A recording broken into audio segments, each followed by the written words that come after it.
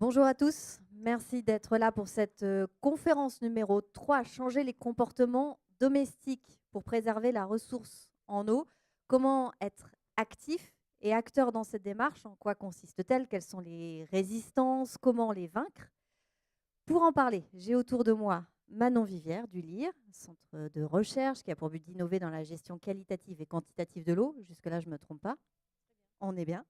Sarah Jane Kruger du CNRS et Anaïs Bouzon de l'association du Flocon à la Vague. Merci à toutes les trois d'être là.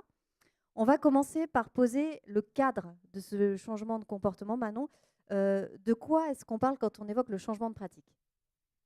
Alors déjà, changer les comportements domestiques. Donc déjà, j'ai une question dans la salle, et nous sommes nombreux. Je voulais vous demander, à votre avis, vous levez le doigt, qui pense bien trier correctement ses déchets? Donc on voit, hein, bon, on a quand même quelqu'un qui pense être une bonne élève, très bien. En tout cas, on voit bien que même si on trie nos déchets, donc on est dans un comportement écologique et on essaye d'être assez vertueux, ce n'est pas une question que de bonne volonté, c'est aussi une question d'accès à l'information, une question de moyens pour permettre ce changement ou ce comportement et ce changement de pratique. Donc on voit bien que c'est quelque chose qui n'est pas que de l'ordre de l'individu, mais qui a toute une dimension sociétale à prendre en considération et c'est ce qu'on va voir ensemble. Du coup, un petit rappel historique aussi également. Donc, en France, les premières politiques publiques sur le changement de comportement, elles datent du 19e siècle, sur les questions sanitaires avec tout le courant hygiéniste. Après, ça s'est diversifié et vous les connaissez aussi, toutes ces campagnes. Il y a eu des campagnes contre le tabac, le tabagisme, ou par exemple la prévention sur la sécurité routière. Donc, celui qui conduit, c'est celui qui ne boit pas. Et donc, ça s'est diversifié. Et ces dernières années, on est aujourd'hui sur la prise en compte de la transition écologique. Et on voit bien que les comportements, le changement de comportement, plus généralement l'évolution des modes de vie, elles sont au cœur de cette transition écologique et notamment de la ressource en eau. Donc, les changements de comportement, donc quand on dit comportement, ici, c'est les modes de consommation d'eau. Le comportement, c'est des usages et des représentations. Donc, la consommation d'eau, quelques chiffres pour vous le rappeler. Donc, en 2013, un Français, ça consomme en moyenne 143 litres d'eau par jour. C'est à peu près un bain. Donc, c'est un bain calculé par le CNRS, parce que dans ces chiffres-là, un bain moyen pour l'État, pour l'INSEE ou pour le CNRS, c'est pas la même quantité d'eau. Donc, on va dire que le CNRS prend des gros bains ou à des grosses baignoires. Donc on voit bien aussi que cette consommation, cette moyenne, elle n'a pas beaucoup de sens. Ça varie notamment avec l'âge, par exemple. Donc un enfant, il consomme, lui, que 69 litres par jour. Ça change aussi selon le lieu d'habitation. Donc les Parisiens sont la population ou la région où on consomme le plus d'eau en moyenne par individu. Donc on consomme 240 litres par jour en moyenne. Ça dépend aussi de nos niveaux de revenus. Donc les personnes qui sont en situation de précarité ou de fragilité consomment moins d'eau aussi que la moyenne. Ça dépend évidemment de nos types d'usage. Donc, il faut bien regarder les différents postes de consommation d'eau, les différences entre un lave-linge et un bain, comme je disais tout à l'heure. Et il faut prendre en compte également les modes de vie des habitants, hein. Ce n'est pas que notre âge ou notre source de revenus qui fait changer nos consommations. Un sportif consomme plus d'eau qu'un Français moyen. Ou et quand on est en situation de tourisme, eh ben, on ne fait plus du tout attention également à nos consommations d'eau. Donc les changements de comportement, c'est à les usages, donc on les a un petit peu abordés. C'est une question aussi de représentation et les valeurs que l'on porte au quotidien. Donc on a fait une étude il n'y a pas très longtemps au sein du LIR sur un peu la préoccupation environnementale des personnes qu'on a interrogées. Donc c'était un panel de 500 personnes environ. Et on voit que la préoccupation environnementale, c'est quelque chose qui est en pleine croissance. C'est quelque chose qui est une valeur qui monte chez les individus. Donc ça peut aussi jouer sur les comportements. Mais on voit aussi que derrière ce chiffre, eh ben, la préoccupation environnementale, elle varie selon les thématiques. Donc là, j'ai pris une étude du CREDOC de 2009 et on voit que tout ce qui est préoccupation au niveau de l'eau, qualité des rivières, baisse dans la préoccupation environnementale des Français quand le changement climatique est en train de pleine progression. Donc évidemment, tout ça, usage, représentation qui chacune varie, fait qu'on a parfois des comportements qui peuvent être paradoxaux, passer du temps à laver sa voiture et pourtant extrêmement bien trier ses déchets. Donc le changement de comportement, c'est un processus individuel qui se fait en plusieurs étapes, donc très rapidement, hein, il y a une phase de progression. Et à chaque étape, on risque des phénomènes de rechute, suivant si on ne trouve pas les moyens de continuer notre processus de changement. Au début, on appelle ça la précontemplation. Donc, en fait, l'individu ne voit pas en quoi il pourrait changer le comportement, il n'a pas vraiment conscience du phénomène aussi sur lequel il pourrait agir. La contemplation, la personne, elle commence à être sensibilisée et donc elle commence à se renseigner un petit peu sur le phénomène et en discuter autour d'elle. Donc elle se met dans une espèce de mise en appétit de son changement. Dans une troisième étape, elle se prépare à agir. Donc elle choisit par quels moyens je vais mettre en œuvre pour changer mon comportement. Donc là, elle est dans la phase de préparation, puis elle passe à l'action. Donc là, elle met en œuvre son changement de pratique. Et à la fin, il y a la question qui est importante, la question du maintien. Ça veut dire qu'elle va inscrire et ancrer son changement de comportement dans une routine qui va la préserver d'un processus de rechute. En parallèle, j'ai mis quelques mots-clés que vous connaissez aussi. C'est à chaque fois comment on accompagne chaque étape du changement de comportement. Il faut sensibiliser, il faut encourager les individus, parfois apporter de l'aide concrète. Ça ne sert à rien de dire aux gens de verbaliser si on jette le mégot par terre, s'il n'y a pas de cendrier en ville, par exemple. Il faut aussi une question de moyens. Il y a aussi l'action de l'engagement, comment on permet les gens de se sentir investis. Par exemple, il faut animer une communauté d'acteurs qui ont envie de changer, du voisinage, des écoles, et on valorise l'action après. Il faut qu'il y ait un retour sur investissement, du moins symbolique, qu'on se sente valorisé dans ce changement. Très rapidement aussi, le changement de comportement, il a plusieurs facteurs. Les individus n'ont pas des comportements rationnels, et il y a plusieurs dimensions qui peuvent venir s'interchoquer dans nos actions individuelles. Et ce qui est intéressant, c'est qu'avec les sciences humaines et sociales, on peut avoir une approche pluridisciplinaire pour mieux comprendre, suivre et construire des actions de changement de comportement. L'individu, il est pris dans la moralité qu'il a eue quand il était dans tout son parcours de socialisation pendant l'enfance, par exemple. La question du contexte pour la sociologie, c'est pas que le lieu d'habitation, c'est peut-être aussi que quand on est jeune parent, avec un enfant en bas âge, on fait un petit peu moins attention à sa consommation d'eau, par exemple, ou à son tri des déchets, et on fait des litres et des litres de couches, j'en sais rien. Donc du coup, voilà, c'est important de savoir, il y a la question du coût et du bénéfice également, donc là, c'est une entrée plus économique. Je passe du coup la parole à des actions plus concrètes. Donc effectivement, bonjour, moi je vais vous parler d'un programme de recherche qu'on mène actuellement. On travaille en fait sur la question des micropolluants. Alors les micropolluants, qu'est-ce que c'est ? Ce sont des composés qui sont susceptibles d'avoir une action toxique sur les organismes vivants, plantes, algues, animaux, d'un milieu donné à des concentrations microscopiques de l'ordre du microgramme par litre, voire du nanogramme par litre d'eau. C'est un enjeu de société qui est important et qui va croître avec les années à venir. Ces micropolluants viennent de différentes sources, différentes activités humaines, que ce soit l'industrie, les transports, l'agriculture, mais également la source domestique, d'où en fait l'action qu'on a menée avec des familles, qu'on a appelées familles au défi. On a commencé par un appel à volontaires, une démarche donc basée sur le volontariat. On a diffusé l'annonce via différents canaux, alors par Bordeaux Métropole, car c'est un projet qui est porté par Bordeaux Métropole, mais également par les partenaires du projet, que sont Suez, l'Université de Bordeaux, le CNRS, Cap Science. On a diffusé aussi via différents réseaux sociaux, et puis on a participé à divers événements à l'Utopia ou à la Maison de l'Environnement pour essayer de recruter ces volontaires.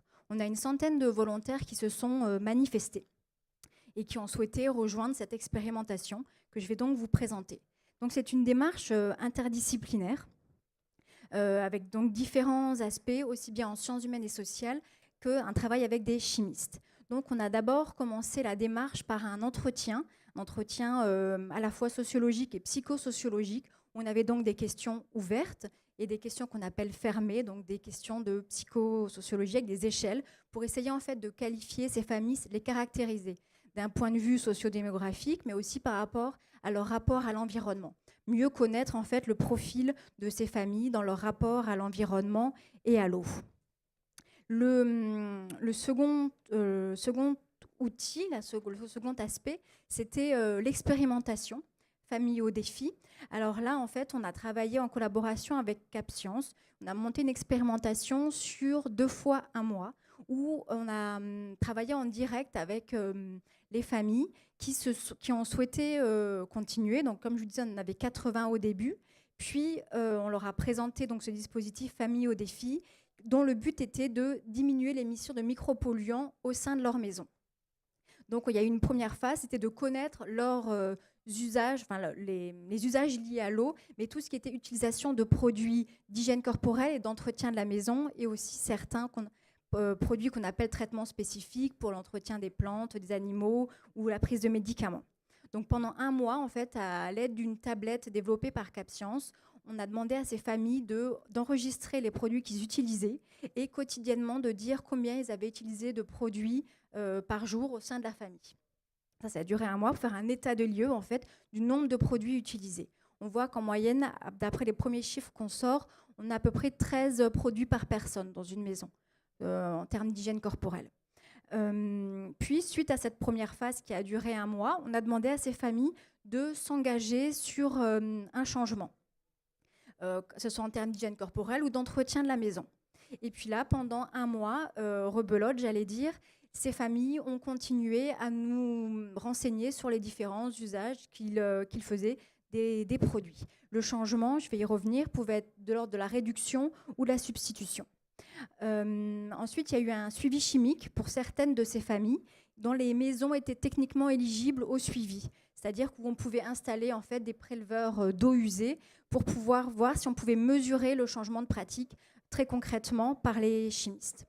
Et enfin, le dernier aspect de cette démarche interdisciplinaire, c'est l'entretien collectif, où là, à la fin de donc, la deuxième phase d'expérimentation, on a discuté avec les familles pour voir en fait quels étaient leurs retours là-dessus, ce qu'ils avaient changé, ce qui avait marché, pas marché, qu'est-ce qui pourrait être généralisé ou pas à une population plus générale. Alors, par rapport aux molécules qui ont été suivies, là, ça fait l'objet d'un travail avec les chimistes, donc une démarche, comme je vous disais, interdisciplinaire. Donc, on est parti des molécules qui avaient été diagnostiquées en amont par les chimistes au niveau d'entrée dans les stations d'épuration.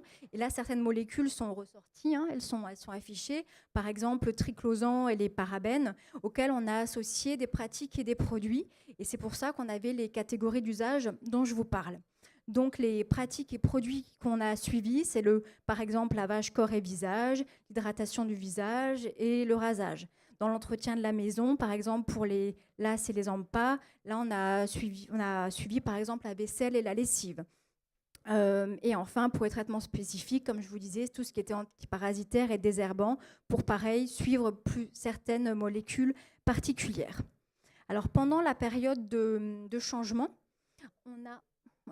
on a fait ce qu'on appelle un accompagnement rapproché de ces familles. Il y a eu une première réunion qu'on a appelée la réunion de lancement. Là, c'était pour lancer l'expérimentation. Il y avait une 50aine de familles qui étaient présentes. Donc là, on leur a présenté le dispositif, ce en quoi ça allait consister, et lancer vraiment le dispositif pour toutes les familles. Ça, c'était en septembre. Ensuite, suite à cette première partie, il y a eu une réunion de mi-parcours, où là, c'était un entretien, atelier de co-construction, où on travaillait avec les familles pour voir quels changements elles voulaient mettre en place, parce que nous, en tant que chercheurs, on ne voulait pas imposer de changements, c'était vraiment les familles qui choisissaient les changements sur lesquels elles voulaient travailler. Et puis, comme je vous disais, à la fin, un entretien collectif.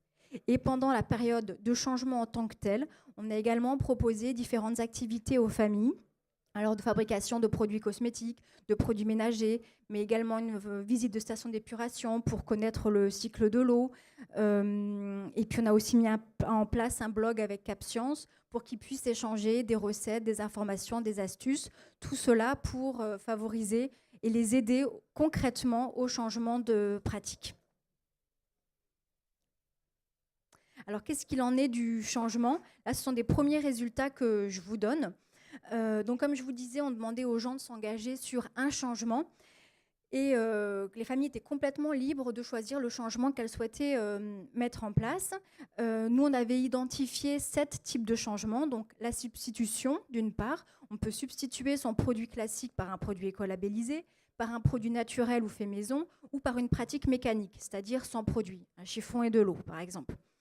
L'autre aspect du changement, c'était la réduction. Donc là, c'est réduire son nombre de produits. Par exemple, moins de gel douche dans la douche, la dose de produit, la quantité qu'on utilise, la fréquence de la pratique, se laver moins souvent les cheveux, par exemple, ou l'arrêt de la pratique, carrément arrêter de mettre de l'assoupissant dans sa machine à laver. Et donc, il y avait un changement qui était demandé par famille pour être une famille au défi. Et au final, on voit que dans les changements choisis, il y a eu un petit peu plus de changements entretien de la maison qui ont été choisis, 39 contre 49 pour l'hygiène corporelle. Et ce qui a été majoritairement choisi, alors pour l'entretien de la maison, c'était la substitution par des produits naturels ou faits maison. Les produits qui ont été visés, c'est la lessive, le liquide vaisselle, que ce soit à la machine ou au lave-vaisselle, et les produits pour nettoyer les sols et surfaces. Pour l'hygiène corporelle, ce qui est ressorti aussi, c'est la substitution, pareil, par des produits naturels ou faits maison, mais également par des produits écolabellisés. Et la réduction des fréquences et des doses. Et les produits visés, c'était le shampoing, dentifrice et le lavage du corps. Donc, effectivement, des produits qu'on utilise au quotidien. Et par rapport à la satisfaction de ces changements, je vais vous donner des premiers résultats à prendre avec précaution parce qu'on est en plein dans le traitement de l'analyse actuellement. Mais il en ressort de cette première évaluation faite par les familles, puisqu'il y a eu un questionnaire en fait, envoyé de manière hebdomadaire pendant toute la période de changement. Ce qu'il en ressort, donc, c'est qu'ils sont verts, donc le changement a été plutôt bien vécu, mieux vécu pour l'entretien de la maison que pour l'hygiène corporelle. Mais en même temps, on peut penser de manière a priori que c'est quand même plus facile de changer sa lessive que son dentifrice. Voilà. Mais après, comme dit, il faut faire attention aussi à ces chiffres parce que c'est un premier traitement. Donc nous, il faut qu'on continue à analyser pour que ce soit plus fin. Et par rapport aux différents aspects du changement, pareil, on voit que c'est vert aussi bien pour l'entretien de la maison que pour l'hygiène corporelle et que dans l'ensemble, ces changements plaisent au niveau de la praticité, de l'efficacité, du confort et des prix, même si toujours pareil, pour l'hygiène corporelle, on voit que c'est un peu plus mitigé que pour l'entretien de la maison. Donc voilà pour cette étude qui a été donc, qui est menée, donc je vous disais portée par Bordeaux Métropole et qui est actuellement en cours. Là, on termine. On est dans la phase d'analyse des matériaux et voilà, de travail sur tous ces matériaux-là. Voilà, donc moi je représente du flocon à la vague, donc on est du côté associatif, donc c'est thématique sur l'eau, c'est au cœur de notre métier. Avant de commencer ma présentation, je vais faire comme Manon, j'aimerais poser une petite question. Est-ce que, combien d'entre vous connaissent le concept d'eau virtuelle? Vous pouvez lever la main si vous connaissez vraiment. On a toujours une bonne élève. Ok, il y en a une seule. Ok, bon, je vais pas parler pour rien, alors super. Du coup, le flocon à la vague, en fait, c'est une association qui existe depuis 10 ans, qui est née dans le Pays Basque, qui a été créée par des sportifs qui étaient conscients que le milieu dans lequel ils évoluaient commençait à être pollué ou était pollué depuis un petit moment à cause de nos modes de vie en tant qu'humains. Donc c'était des sportifs qui évoluaient dans le milieu aquatique et en montagne. Donc ils ont décidé de créer un événement sportif qui s'appelle l'Odyssée et qui nous a permis de sensibiliser le public au petit trajet de la goutte d'eau qui part de la montagne à partir du flocon qui est à peu près pur, mais qui est de plus en plus pollué quand même, jusqu'à l'océan où là il se charge de polluants divers et variés. Voilà, donc aujourd'hui, l'association a pour vocation de sensibiliser tous les publics, que ce soit public scolaire, public dans les entreprises, adultes, etc. On essaie vraiment de sensibiliser sur cette thématique à partir d'un programme pédagogique que nous avons défini autour du coup de l'eau virtuelle. Ah, mais d'accord, ok. Donc le cœur de notre sujet, c'est vraiment l'eau virtuelle. Donc l'eau virtuelle, c'est quoi? C'est l'eau qui est nécessaire à la production de nos biens, que ce soit l'alimentation, les vêtements, l'électronique. Voilà, tout est rapporté à une consommation d'eau, un peu comme l'ACV, enfin toutes ces analyses de cycle environnemental. En fait, c'est à partir de là qu'on a défini l'eau virtuelle. Donc ça, c'est des bases qui existent dans la communauté scientifique depuis un certain temps. Et en fait, aujourd'hui, un Français consomme 4000 litres d'eau par jour en France. Donc tout à l'heure, on parlait des 143 litres d'eau à la maison. Les 4000 litres, c'est l'eau virtuelle. Donc c'est là qu'on a décidé, nous, au niveau du flocon, de sensibiliser le public parce que c'est un énorme impact lié à notre consommation de tous les jours. Et forcément, il y a beaucoup de choses à faire, que ce soit au niveau de l'alimentation, au niveau de nos habits, au niveau des produits qu'on utilise au niveau électroménager, tout a un impact sur l'eau. Donc c'est nous, en tant que consommateurs, comment on peut faire pour être water responsable. C'est ce programme pédagogique du coup qu'on a nommé consommateur water responsable. Hop. Voilà, donc aujourd'hui du coup on s'est structuré en trois parties, sachant que le cœur de notre activité c'était vraiment d'aller toucher les enfants, l'enfant qui est en chacun d'entre nous, puisque un enfant qui est sensibilisé, aujourd'hui les sociologues disent que un enfant sensibilisé, ça permet de sensibiliser 7 personnes autour, dans la famille, dans son entourage.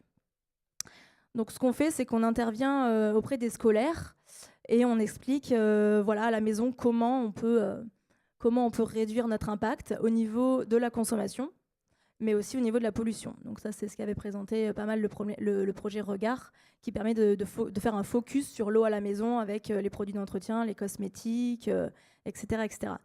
Et ensuite, donc, la partie eau virtuelle nous permet d'aborder tout ce qui est alimentation, donc inciter sur l'alimentation plus locale et de saison, puisque dans les 4000 litres dont je parlais tout à l'heure, 3000 litres en fait sont liés à l'alimentation. Sur ces 3000 litres, si on prend les chiffres mondiaux, un tiers de ces 3000 litres, puisqu'on a tous conscience du gaspillage alimentaire qui est un tiers, qui représente 30% de notre alimentation, sur ces 3000 litres, du coup, il y a 1000 litres qui sont gaspillés. Donc on agit, on essaie de sensibiliser sur la limitation du gaspillage alimentaire et ensuite sur le choix des produits qu'on consomme tous les jours. Donc plus on consomme de saison, plus on consomme local, forcément plus notre empreinte eau sera réduite. Voilà, donc c'est un peu les messages qu'on essaie de faire passer aux enfants en essayant vraiment de sensibiliser, de valoriser les bonnes pratiques, parce que souvent on fait des choses, on fait des éco-gestes, on ne sait pas forcément pourquoi on les fait. Donc nous, on essaie de valoriser ces bonnes pratiques en montrant quelques petits exemples de nos ambassadeurs qui, eux, ont décidé de se lancer des éco-gestes.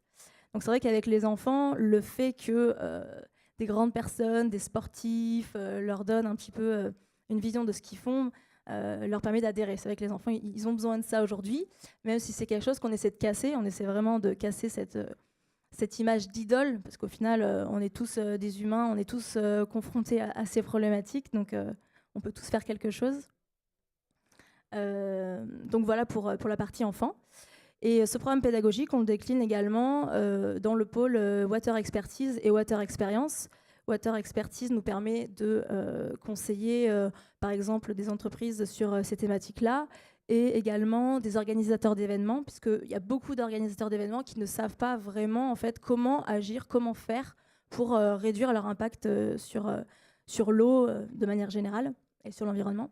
Donc nous, on propose ce genre de conseils. Et ensuite, la partie Water Experience, qui nous permet, en fait, à travers des activités ludiques, de faire passer des messages. Parce qu'aujourd'hui, on est tellement dans un milieu un peu moralisateur que les gens se ferment, ça crée de la résistance quand on leur explique que oui, il y a des choses à faire, ça va pas. Si on leur dit pas un petit peu que faire et comment faire, et de manière ludique, les personnes se bloquent directement. Donc ça, c'est ce qu'on a fait comme constat. Donc on avait quand même décidé d'aller vers quelque chose de ludique et de non moralisateur. Voilà par rapport à ce qu'on fait. Et ça m'amène maintenant à la partie eau invisible et donc eau virtuelle que nous présentons en général et qui nous permet de faire un petit comparatif. Donc là, c'est sur l'alimentation qu'on peut comparer en fait 1 kilo de bœuf qui consomme 15 000 litres d'eau. Donc ça peut paraître énorme, mais après, c'est des chiffres qui sont bien évidemment à modérer selon d'où provient la viande, si elle est produite selon son mode de consommation. Plus c'est produit en local, forcément, moins on aura d'impact au niveau de tout ça. Et ensuite, ces chiffres d'eau virtuelle, on peut les appliquer à l'électroménager, ce que je vous disais tout à l'heure. Donc moi, j'ai une question. On va voir si dans le public, quelqu'un a la réponse. plus ou moins, à partir de ces chiffres, donc là c'est sur l'alimentation, mais à partir de ces chiffres, quelle est, d'après vous, la consommation d'eau virtuelle pour produire un ordinateur? Est-ce que quelqu'un veut se lancer? Je vous laisse quelques petites secondes. Bon. Combien? Plus de 100 000? Est-ce que d'autres ont envie de se lancer là-dessus? 10 mètres cubes? Un peu plus. Moi, je vais vous donner la réponse. On est à 35 000 litres d'eau, ce qui est quand même relativement énorme. Et pour vous expliquer un petit peu comment c'est calculé derrière, en fait, on reprend tout le processus de création de l'ordinateur. Et en gros, dans l'ordinateur, qu'est-ce qu'on trouve? Énormément de matériaux, de composés chimiques qui ont dû être extraits. Et donc forcément, derrière, ça a consommé de l'eau et ça en a aussi pollué. Voilà, donc je vous invite, si ces sujets vous intéressent, à reposer des questions derrière. Je ne vais pas monopoliser la parole plus longtemps. La discussion est ouverte. Et je passe la parole à Manon, je crois. Merci. Donc, je reprends un peu la parole, histoire de boucler la boucle. On a vu qu'avec Sarah Jane, c'était important de comprendre et de suivre les processus de changement de comportement, cette fois liés à la qualité des eaux qu'on remet dans le milieu naturel, hein, et le fait qu'on les pollue avec les produits qu'on utilise. On a vu aussi que la sensibilisation, c'est quand même un prérequis, et y compris par rapport au public des enfants, par exemple. Et là, l'idée, c'est de vous présenter un petit peu comment aujourd'hui on peut construire des stratégies d'engagement, de changement de comportement, et d'essayer d'être un peu innovant dans la manière dont on peut construire ces stratégies. Donc, je vais vous présenter un petit peu ce qu'on fait au LIR. Donc, le LIR, c'est un centre de recherche et développement Suez. Donc, il y a 4 pôles. Un pôle réseau qui s'occupe des tuyaux, des équipements, qui accompagne de manière les ingénieurs à produire de l'innovation de manière technique. Il y a un pôle environnement qui, lui, travaille le grand cycle de l'eau. Un pôle plutôt data, donc qui travaille sur l'intelligence de la donnée qu'on collecte grâce à la méthode de télérelevé des compteurs d'eau. Et il y a un pôle acteurs et usages où on est 2 sociologues et donc on travaille aussi sur ce genre de réflexion. Donc je vais vous montrer un petit peu nos postures, la manière dont on les conçoit à travers quelques bouts de missions pour les illustrer. Donc il y a un premier postulat et je pense qu'il est important, c'est qu'aujourd'hui on ne peut plus construire une stratégie d'engagement au changement de comportement qui sort du chapeau. Cette posture un petit peu qu'on a tendance à faire encore dans les politiques publiques du top-down. Et l'idée, c'est aujourd'hui, c'est vraiment d'inclure l'usager dans la construction, par exemple, d'une communication où on saura directement si la personne l'a construit, à quel public on peut viser, avec quel message plaît le plus, qu'il soit ludique, de l'humour ou au contraire un petit peu choc, par exemple. Donc on utilise une méthode qui est de plus en plus utilisée. C'est des méthodes qui s'utilisent aussi dans tout ce qui est communication et marketing. L'idée, c'est de remettre une brique un petit peu plus scientifique à l'intérieur. Donc, c'est la méthode du design thinking. Peut-être que certains d'entre vous en ont parlé. Il y a toute une grande phase où on cherche à bien comprendre le phénomène. On verra comment on l'a utilisé. Donc, il faut bien comprendre les bonnes questions, travailler, faire un peu de terrain pour explorer un petit peu le phénomène, identifier ce qu'on appelle un peu les pain pots, ce qui pose problème. Je parle mal anglais. Donc, du coup, voilà, identifier sur quoi on veut changer les comportements, quels sont les vrais problèmes, comment on imagine ensemble. Donc, ça, c'est une phase de idéation. Comment on réfléchit, on imagine des choses collectivement. L'idée de l'importance du processus créatif collectif. Et après, on prototype et on teste. Et à chaque fois, on fait des allers-retours pour voir si tous nos briques sont cohérentes. Donc, on a fait ça pour un accompagnement pour construire une stratégie de communication un petit peu plus impactante sur le fait d'arrêter de jeter les lingettes dans les toilettes qui tombent après dans les réseaux d'assainissement, qui font d'énormes dégâts dans les réseaux, qui font des bouchons énormes et que c'est un coût d'entretien et qui retombe aussi sur la collectivité. Enfin, c'est quelque chose d'assez préoccupant que tous les délégataires et tous ceux qui travaillent sur l'assainissement connaissent. Donc, on a essayé de comprendre d'abord, mais quels sont les usages des lingettes? Est-ce qu'il n'y a pas des profils d'utilisateurs? Quelle est un peu la perception du tout à l'égout, hein? Pourquoi tout d'un coup, un toilette, ça devient une poubelle? Et après, comment on co-construit à partir de ces résultats avec des usagers une communication un peu plus impactante? Donc, on a commencé par faire un questionnaire qu'on a diffusé en ligne. Et là, on s'est dit que le questionnaire, c'était déjà une étape pour sensibiliser le public qu'on allait toucher. Qu'importe si on avait peu de répondants, L'important, c'était d'avoir un petit peu de matière, de terrain des usages. Et en montrant 2 photos chocs, on leur a demandé « mais qu'est-ce que vous voyez ?» Et donc les gens ont essayé de répondre. Et un petit peu plus loin dans le questionnaire, il y avait une place, un endroit un peu libre. Et beaucoup de gens, il y a une personne sur scène qui s'en sont servis comme tribune pour réagir à quelque chose, un phénomène qu'ils ne connaissaient pas. Donc il y a toute une famille de gens qui ont dit waouh, il y en a des gens qui ont utilisé même des mots un peu argotiques, c'est ouf, il y en a qui ont trouvé ça vraiment dégoûtant, il y en a qui ont dit mais faites de la prévention, faites de la sensibilisation. Donc on s'est senti légitime de faire une communication là-dessus. D'autres ont essayé de chercher les coupables et certains ont dit bah dis donc, je vais peut-être aussi changer un peu ma manière je vais arrêter de jeter des lingettes dans les toilettes. Donc il y a 5 personnes sur 500. Ça ne semble pas énorme, mais disons qu'avec un questionnaire bien fait, on peut se dire qu'on peut déjà limiter et changer les comportements. Là, après, c'est comment on co-construit des solutions ensemble. Donc là, c'était plutôt sur la perception de la propreté, comment on construit une stratégie où on engage les citoyens à mieux respecter la propreté du quartier. Donc là, c'était une illustration, comment on met autour de la table des experts qui sortent un peu de nos champs, un architecte ou un urbaniste, des personnes, des techniciens, des réseaux, de la propreté, des personnes qui avaient répondu à nos questionnaires et comment on a construit une communication, comment on pouvait communiquer avec les citoyens. Donc, les gens ont inventé, on a croisé les différents types d'outils de communication, donc le smartphone, la radio, la campagne de communication, et ils ont inventé un jeu qui pourrait s'appeler Plus belle la ville, où chaque personnage de la famille représente un mauvais comportement. Donc, la lycéenne qui rentre à la fac, qui fume et qui jette ses mégots partout, l'adolescent qui joue à la console et qui jette ses papiers par terre, etc. La mamie qui laisse son chien faire partout. Et donc, du coup, on pouvait s'identifier. Il y avait tout un système de jeux qu'ils ont inventé. Et ça, c'est un peu qu'est-ce qu'on peut travailler avec la collectivité sur ce genre de stratégie. Et deuxième posture importante, on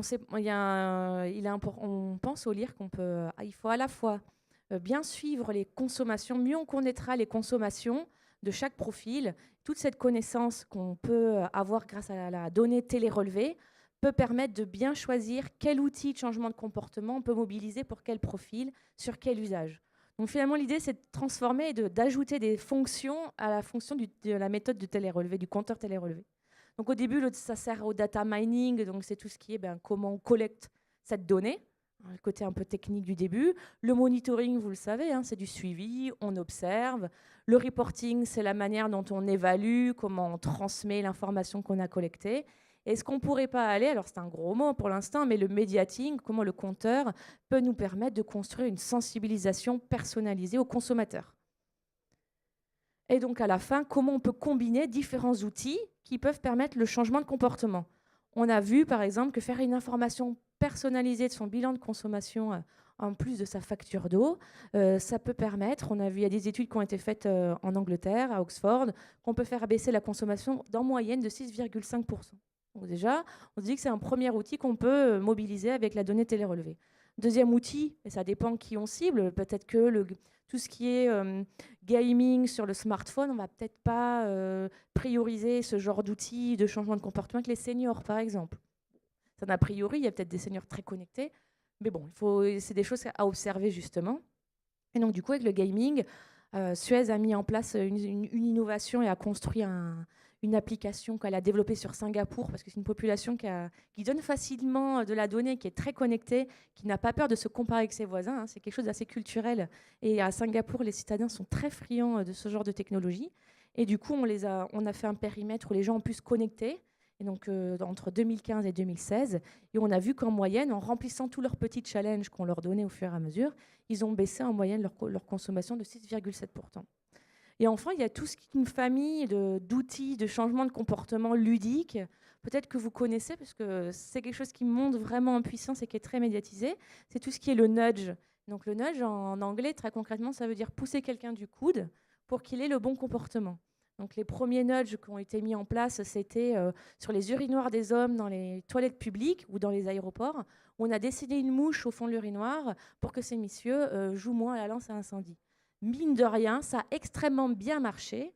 Et donc, du coup, il y a eu un coût d'entretien des toilettes qui a vraiment eu un impact très fort, par exemple, pour tout ce qui est la gestion des aéroports. Donc, bon, il faut pas parfois. L'idée, c'est de pas mettre grand-chose, quelque chose de léger, quelque chose de ludique pour faire changer les comportements. Là, j'ai recensé un petit peu ce qu'on peut trouver sur la consommation de l'eau. Et par exemple, il y a eu un nudge qui a été récompensé par un des ministères sous François Hollande, qui a un nom un peu trop compliqué. C'était la transformation du service public, etc. Et donc, du coup, ils ont mis un autocollant pour savoir comment les toilettes, les chasses d'eau avec 2 vitesses deviennent des buzzers. Et donc, en mettant ludiquement un petit questionnaire, on appuie systématiquement sur celui qui fait tomber 3 litres d'eau dans la chasse d'eau et non 6. Et donc, on baisse dans les toilettes publiques 50% de la consommation d'eau. Voilà, c'était un petit peu ça que je voulais vous présenter de manière un peu générale. Merci beaucoup à vous 3. Est venu maintenant le moment des questions. Je suis sûre que vous en avez quelques-unes à poser à nos intervenantes. Est-ce que quelqu'un se lance en premier? Non, moi j'ai une question. Justement, Manon, on parlait des différentes pistes, on parlait de l'intervention de l'État. Jusqu'où la puissance publique doit intervenir pour changer les comportements? Alors ça, c'est une question un peu générale, mais c'est vrai qu'avec aujourd'hui, tout ce qui est la puissance publique, elle change un petit peu, parce que c'est vrai qu'on peut se dire, on va jusqu'à s'introduire maintenant presque dans le foyer, dans l'intime, où on veut absolument faire diminuer les consommations pour préserver la ressource en eau. Donc c'est justement une question de dosage, et je trouve qu'avec les stratégies d'engagement, le côté collaboratif, ça permet justement de faire une puissance publique accompagnée des autres acteurs, quelque chose de beaucoup plus concerté, où l'usager est vraiment acteur de son changement, et il y a beaucoup moins ce côté d'injonction à la bonne pratique qui peut parfois, quand on se dit qu'on veut avoir des comportements plus responsables, on se retrouve parfois à finir dans un supermarché et passer tellement de temps dedans à choisir les produits que ça devient très contraignant et on abandonne trop vite. Une question qui viendrait? Non? Sarah Jane Kruger, pour changer à ce point les comportements, il faut un déclic. Anaïs nous parlait du rôle de l'enfant. Est-ce qu'un enfant comme ça peut finalement éduquer toute sa famille? C'est une question pour vous deux. du coup. Je pense qu'un enfant peut arriver avec un regard totalement nouveau, en fait, et généralement, l'impression que j'en ai quand même, c'est que si l'enfant arrive dans une famille où tout le monde va être résistant, forcément il va se retrouver confronté à une résistance, et il va laisser tomber parce que ses parents lui diront non, t'as pas le choix, c'est pas toi qui as la main sur les courses qu'on va faire. S'il revient de l'école, qu'il a suivi une de vos interventions ou l'intervention de quelqu'un de votre association, qu'on lui a expliqué, ça peut faire chez lui un déclic et ça peut susciter une prise de conscience chez lui dans sa maison. Bien sûr, oui. Et puis c'est vrai qu'on donne les éléments de compréhension que les parents n'ont pas forcément eu en fait dans la société ou dans ce qu'ils ont pu avoir l'occasion de lire. Donc c'est vrai que l'enfant peut revenir avec des arguments, et une fois que les parents comprennent en fait pourquoi il faut faire ci, pourquoi pas il faut, mais pourquoi l'enfant a envie d'aller vers ce chemin, je pense que le parent derrière est plus réceptif. C'est toujours une question de choix en fait, de changement. C'est quand on explique à une personne pourquoi cette direction est plus respectueuse de l'environnement, forcément la personne comprendra, et il y aura moins de résistance parce qu'elle n'aura pas été contrainte de changer sa vie du jour au lendemain, quoi. Sarah Jane, dans votre étude, on a vu que finalement c'était plus facile de faire des efforts sur la maison que sur l'hygiène corporelle. C'est un peu normal. Il y a aussi finalement cette peur et cette résistance qui reste. Comment on peut... Quel est le levier? Comment on peut atteindre? En fait, actuellement, on travaille sur les leviers. On a vu qu'il y avait des changements un peu plus au niveau de la maison que de l'hygiène corporelle, mais pas tant que ça. Et ce qu'on remarque aussi, alors certes, on s'engage plus facilement vers des changements qui sont plus facile. Et ce qui est intéressant, c'est qu'on peut changer d'abord, par exemple, sa lessive ou son produit pour le sol et se rendre compte que ça marche. Et pourquoi pas, du coup, après, tester une autre crème hydratante ou un autre savon. Il y a quand même comme des passages qui se font d'un changement à l'autre, voire même d'une thématique environnementale à l'autre. Par exemple, on est dans le tri des déchets et puis on se dit, je vais aller plus loin. Côté déchets, je crois faire bien les choses, du coup, je vais essayer côté pollution de l'eau ou consommation de l'eau. Donc, c'est des espèces de transferts qui se font d'un acte, d'un éco-geste à un autre.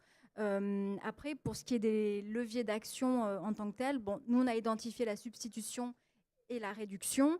Mais après, c'est un choix des familles de travailler sur l'un ou l'autre, sachant qu'après, au niveau de la pollution de l'eau, c'est plus compliqué que ça derrière pour mesurer le changement de pratique. Manon, ce que vous nous dites aussi, c'est qu'il faut trouver le levier qui vienne de l'acceptation, que la personne se sente actrice de son changement et pas qu'elle le subisse. Vous pensez que la notion d'acceptation citoyenne, ça fonctionne pas tant que ça? C'est juste, le côté acceptabilité, on en parle beaucoup. Donc souvent, c'est plutôt pour des nuisances, hein. Donc ça pourrait être une station d'épuration ou un incinérateur quand je travaille sur ces enjeux-là. Bon, c'est un côté toujours, c'est un peu ce que je disais tout à l'heure, c'est un côté un peu descendant. Mine de rien, c'est genre, il faut faire passer, construire une stratégie pour faire passer l'usage de l'équipement ou sa présence sur quelque part. Pour tout ce qui est changement de comportement, oui, je pense qu'il faut partir avec le sens inverse et partir du terrain. On a vu ça un peu avec le design thinking. Il faut partir des usages, il faut contextualiser les stratégies qu'on met en place. Voilà, il y a des dimensions culturelles. Si on sait, voilà, on n'agit pas pareil quand on est dans un territoire rural que dans un territoire extrêmement urbain, extrêmement dense, où il y a du Wi-Fi partout. Je pense que c'est important de contextualiser. Sur les usagers des lingettes, on a identifié quand même des profils de personnes qui en utilisent nettement plus que d'autres. Donc les lingettes, on a regardé, on a défini les profils, c'est essentiellement des femmes, parce qu'il y a beaucoup de lingettes qui sont très genrées, hein, c'est quand même un usage qui est genré. Beaucoup plus les jeunes parents, et des personnes qui sont issues des professions plutôt de l'artisanat, petit commerce et petites entreprises. Ben voilà, l'artisanat, typiquement, c'est des métiers où on se salit peut-être davantage, ou alors dans un commerce, si on est fleuriste ou coiffeur, il y a l'importance d'avoir un local où on reçoit sa clientèle qui soit un peu irréprochable. Donc effectivement, si on veut être efficace sur le message qu'on veut faire passer, pourquoi ne pas cibler les plus principaux usagers plutôt que de se dire on fait une com grand public sur un abribus où on ne va jamais pouvoir mesurer l'impact ou évaluer l'impact d'une campagne d'affichage d'abribus. C'est difficile. Est-ce qu'il y aurait une question dans le public? Oui, mademoiselle.